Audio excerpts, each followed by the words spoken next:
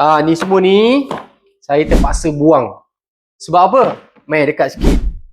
Tarikh ni tengok Julai, yelar ke, Ogos, yelar ke, September, yelar ke, habis semua ni sold out tuan-tuan. Alhamdulillah, masya-Allah. Bahkan Disember kita tambah lagi 2 penerbangan dan sekarang ni kita tengah buka Januari. Kenapa banyak sangat permintaan bulan Januari? Sebab masuk tengah cuti sekolah dan kita dah buka lagi tarikh-tarikh seterusnya untuk tahun 2027. Kita dah tak sembang tahun 2026 dah.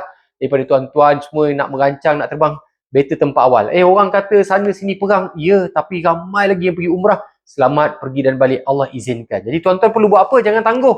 Dah tengok Harmoni, dah tahu, dah kenal Harmoni, office kat mana, dah syarikat ni dah 22 tahun, dah beroperasi sekian lamanya, pasukan-pasukannya pun Alhamdulillah sangatlah baik, sangatlah bagus dari segi perkhidmatannya. Tunggu apa lagi? Hubungi kita, insyaAllah kita kasih jadi. 2027, insyaAllah kita terbang bersama keluarga kita, bawa orang terdekat kita. Kita boleh terbang small group pun boleh. Kita ada umrah fleksi. Tak pernah dengar? Kita ada umrah London. Tak tahu kan? Jadi hubungi kami, insyaAllah kami akan kongsikan detailsnya.